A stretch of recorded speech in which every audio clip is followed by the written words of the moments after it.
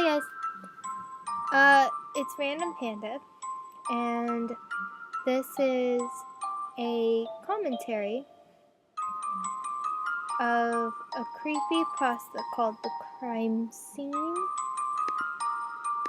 and it's narrated by the all-famous MrCreepyPasta, and so I really hope you enjoy it.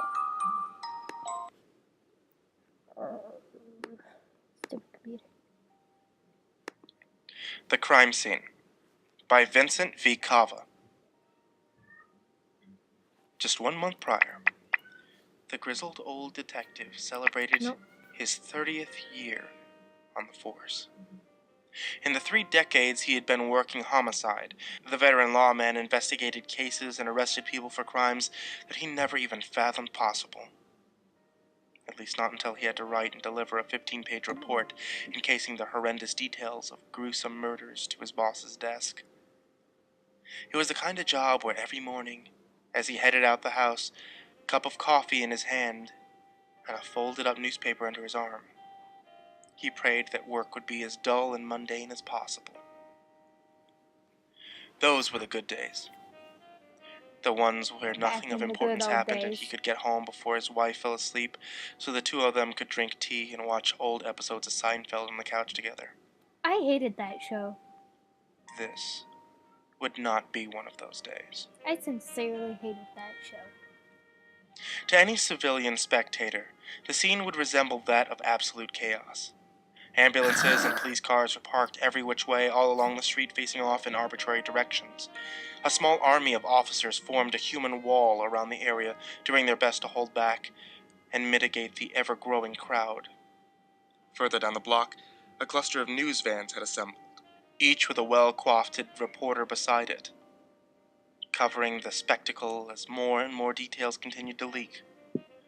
The detective ducked under a ribbon of police tape and made his way towards the group of EMTs attending to a man lying on a stretcher.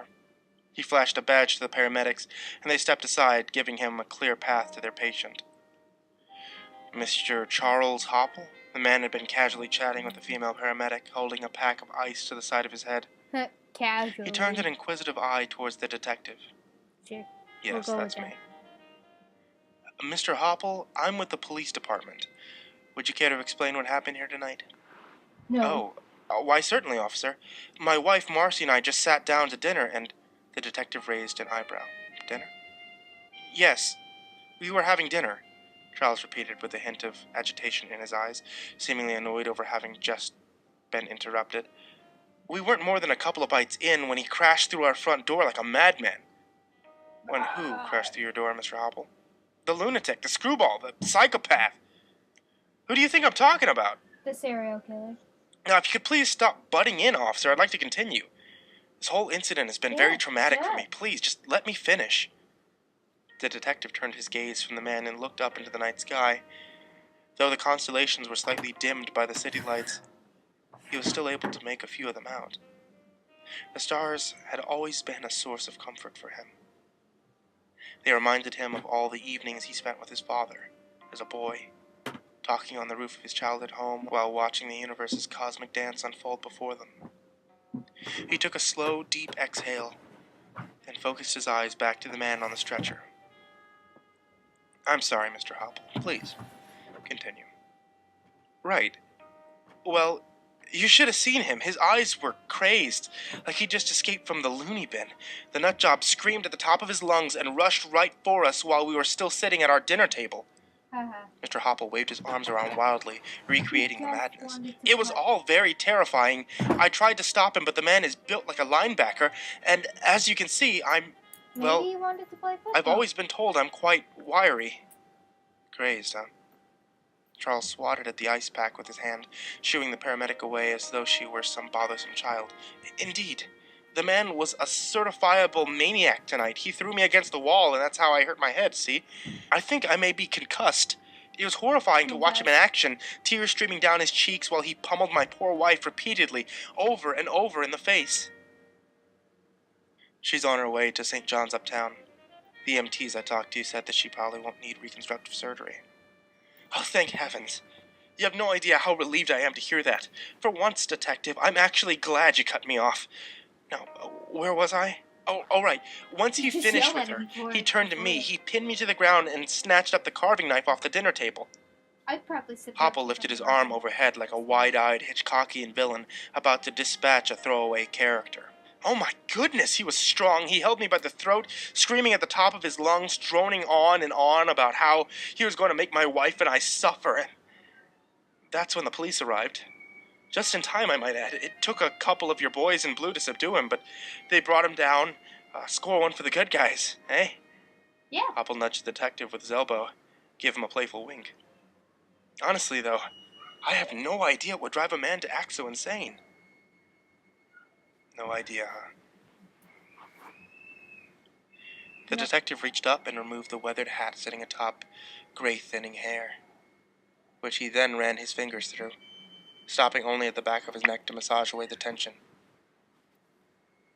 30 years.